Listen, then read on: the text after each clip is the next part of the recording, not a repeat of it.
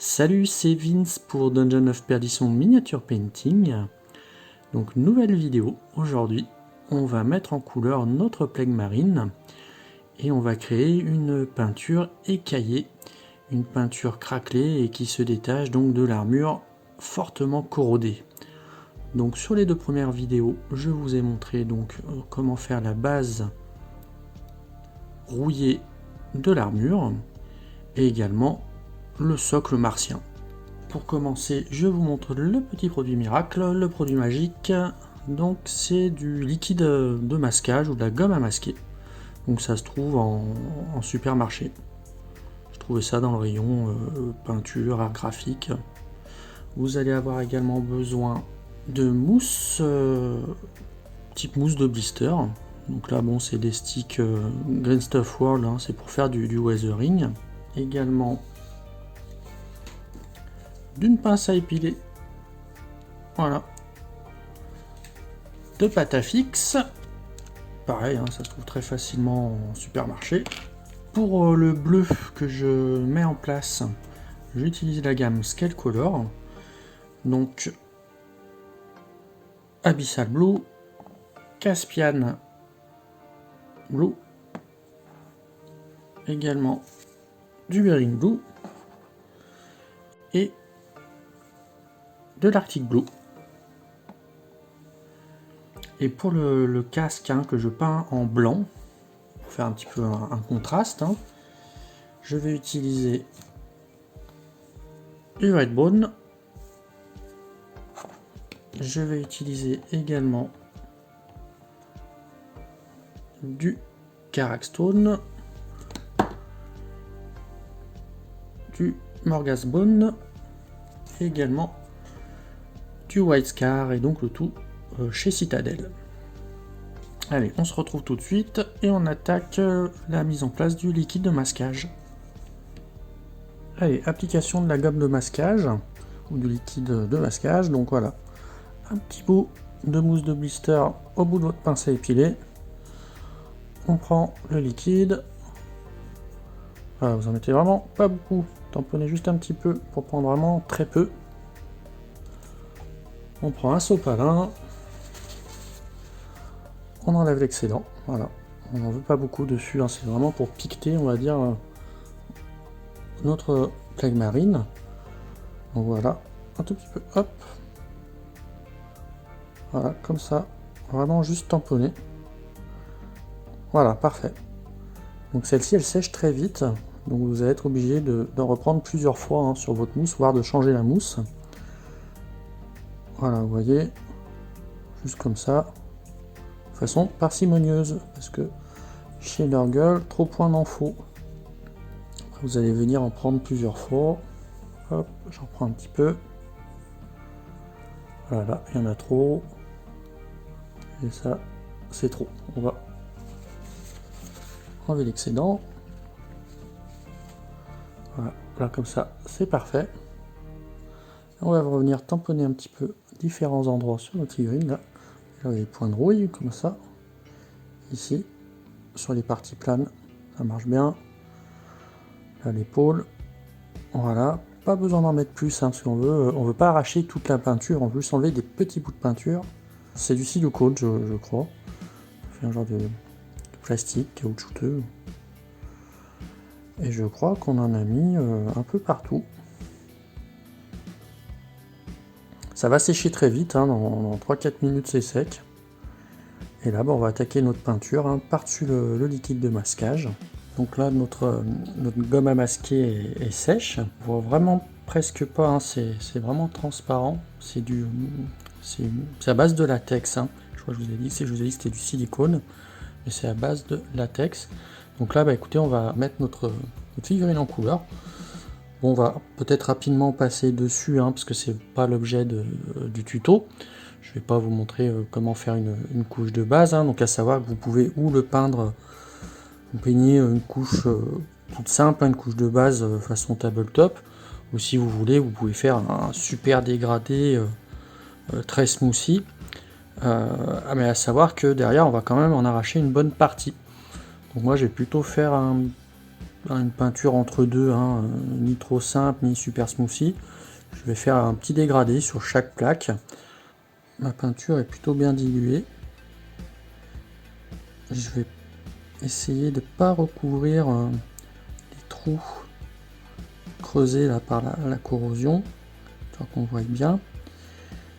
Et je vais pas aller non plus complètement contre les rebords, pour qu'on voie encore la rouille au maximum, hein, dans les creux.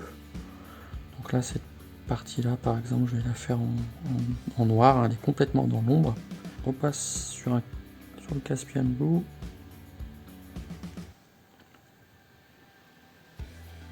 Alors, je fais un dégradé, mais vraiment pas.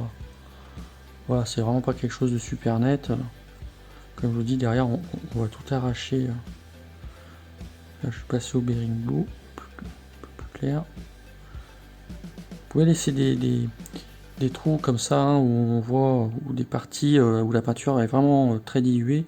Ça, on voit on devine le orange dessous, la rouille qu'on a posée.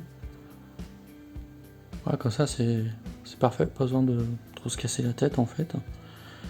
L'épaule ici, on va la faire avec nos deux couleurs les plus foncées, hein, le Caspian par ici, encore un peu de lumière, et puis le abyssal le plus foncé, là, caché derrière le backpack. Donc on voit quand même, comme je vous disais, le orange, hein, sous la peinture un petit peu. Une couche peut suffire, hein, ou deux suivant les endroits. Il n'y a pas besoin de passer 3 couches, il faut quand même qu'on voit par transparence la couleur orange, on la devine. Je vais vous montrer également le casque, enfin le casque en blanc, on peut déjà le faire. Je vous remonte les couleurs que j'utilise. Donc on va utiliser du Karakstone, du Morgasbone, le Redbone et enfin le White Scar. Donc je vais commencer par le Karakstone. Donc pareil, la peinture est bien diluée, elle est transparente. Et elle ne recouvre pas l'orange totalement. On va même laisser ici cet écart là où on voit du orange. Je vais le peindre entièrement en Karakstone et puis on éclaircira avec nos autres couleurs. Voilà, on va revenir avec le Morgasbone.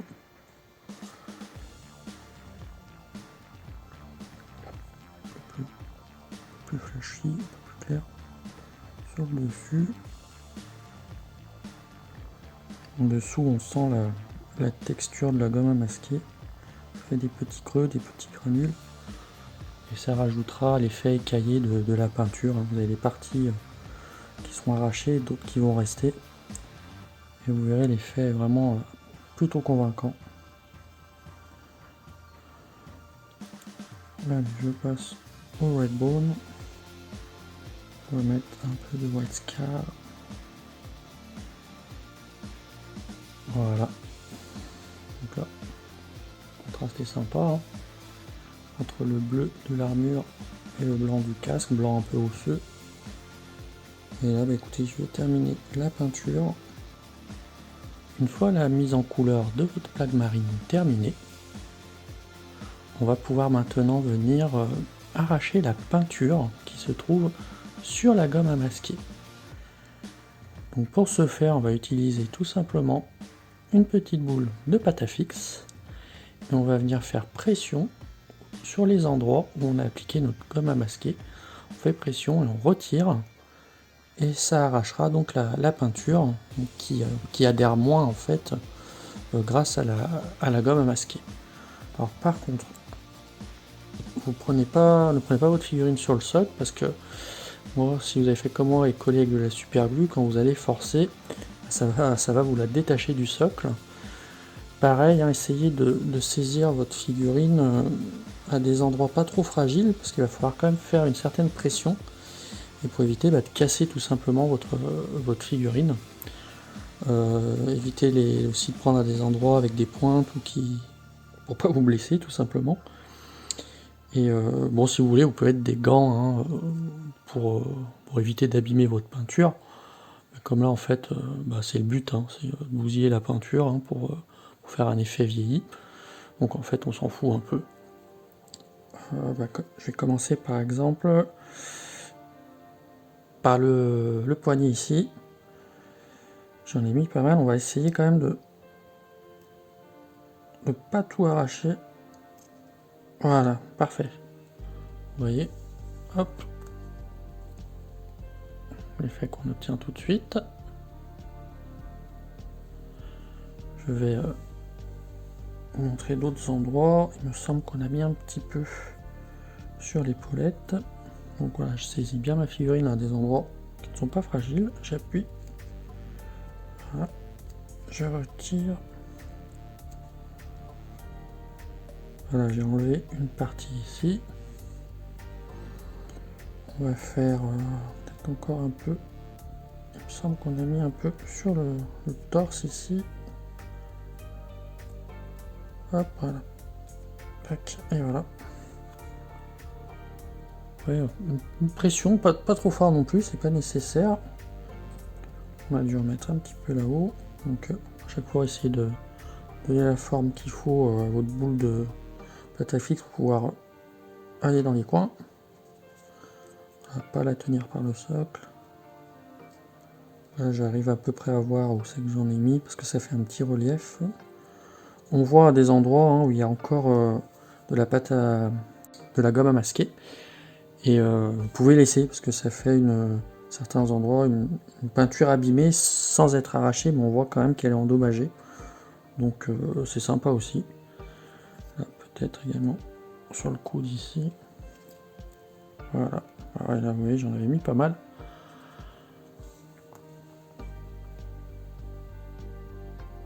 On a presque fini. Hein. Alors, on va faire le casque. Alors sur le casque, il y en a un petit peu aussi. Peut-être que j'en ai mis un peu trop, donc je vais essayer de pas tout arracher pour garder un peu de blanc quand même. Hop. Voilà. Pareil, on voit qu'il y a la peinture hein, sur la pâte à fixe, donc on va essayer de prendre des endroits où ça colle encore, parce que du coup ça colle de moins en moins. C'est sur le casque. On a un effet sympa sur le casque. Voilà, on peut s'arrêter là. Et là on a vraiment une belle peinture bleue, abîmée, avec des parties donc détachées, écaillées. C'est vraiment excellent sur ces plaques marines de Norgel. Ça fait le travail et ça rend vraiment super sympa. Et voilà, nous en avons terminé avec la création de notre peinture abîmée et écaillée. Vous pouvez maintenant poursuivre la peinture de votre plaque marine à votre convenance, ou alors si vous souhaitez obtenir un rendu tel que vous le voyez à l'écran, vous pourrez suivre notre prochain tuto. Si cette vidéo vous a plu, faites-le nous savoir en laissant un petit pouce vers le haut. N'hésitez pas également à commenter ou à nous poser des questions et à vous abonner si vous voulez découvrir la suite de la peinture de ce plaque marine. Je vous dis à bientôt sur Dungeon of Perdition Miniature Painting.